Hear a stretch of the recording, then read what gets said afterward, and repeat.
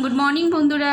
তো আজকে হচ্ছে তোমার কি বলো তো, আজকে ছিল হচ্ছে বিপত্তারিণী পুজো। তো জানোই তো তোমরা মানে সোজা রথের থেকে উল্টো রথের মাঝখানে যে শনিবার আর মঙ্গলবার পরে সেই দুটো দিনেই হচ্ছে বিপত্তারিণী পুজো হয়। তো আমি হচ্ছে তোমার শনিবারটা করতে পারিনি, যেহেতু আমার অফিস ছিল। আর শাশুড়ি মা বললো যে না আমি মঙ্গলবারেই করব, মা বললো মঙ্গলবারেই করব। তো মা শাশুড়ি মা দুজনেই করবে বলে আমিও হচ্ছে কি বলো তো মঙ্গলবারটাই করেছি। তো আজকে সকালবেলা কি বলো তো অনেক ভোরবেলা উঠেছি, উঠে চান দান করে ঠাকুর পুজো টুজো দিয়ে তারপরে হচ্ছে আগের দিনেই তোমার 13 রকমের ফুল ফল মিষ্টি সব কিনে রেখে দিয়েছিলাম।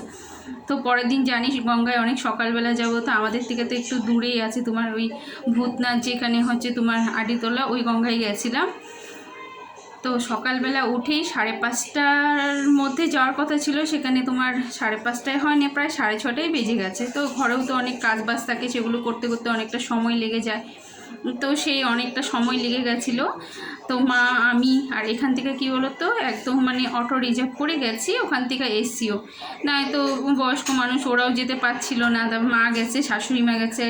আর অনেক কিছু ফল টল নিয়ে গেছি বলে কি বলো তো ভারী হয়ে যাবে বলে হাজব্যান্ডকে বললাম চলো তুমিও চলো। তো তোমাদেরকে সেই ভিডিওগুলো দেখাতে পারিনি গঙ্গায় যাওয়াটা, কেন বলো তো একটা ভিডিও একটুখানি করেছি, সেটা তোমাদের সাথে শেয়ার করব।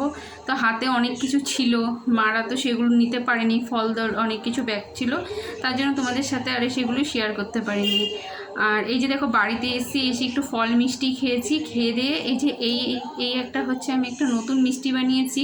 তো তোমরা যদি সেটা রেসিপি চাও অবশ্যই দিয়ে দেবো, তবে কী করে বানিয়েছি অবশ্যই তোমাদেরকে বলছি। অনেকে দেখবে না সুজি খেতে চায় না, ভালোবাসে না সুজি খেতে, তো এটা একবার ট্রাই করে দেখবে। আমি বলছি কি করে করেছি। এটা হচ্ছে তোমার সুজি, প্রথমে একটু ঘি দিয়েছে সাদা তেল, তারপরে সুজিটাকে ভালো করে ভেজেছি। তারপরে ওখানে কি বলো তো একটু কাজু গুঁড়ো করে রেখেছিলাম, তার সঙ্গে একটু কিশমিশ গুঁড়ো করে রেখেছিলাম, সেগুলো হচ্ছে তোমার মিক্সিতে সেটা দিয়েছি।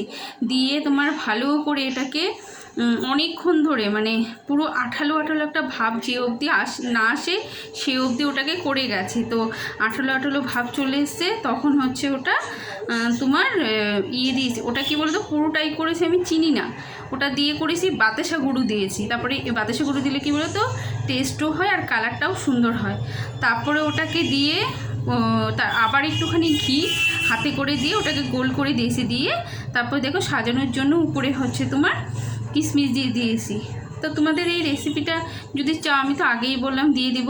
তো কেমন হয়েছে আমার এই মানে কি বলবো ওটাকে মিষ্টি বা নাড়ু যাই বলো, ওটা একবার তোমরা যদি খাও তখন বলবে না যে দিদিভাই ঠিক বলেছে, সত্যিই খুব টেস্ট। তো আজকে এতখানিই রাখলাম। তো তোমাদের ভালো লাগলে অবশ্যই কমেন্ট করে আমায় জানাবে।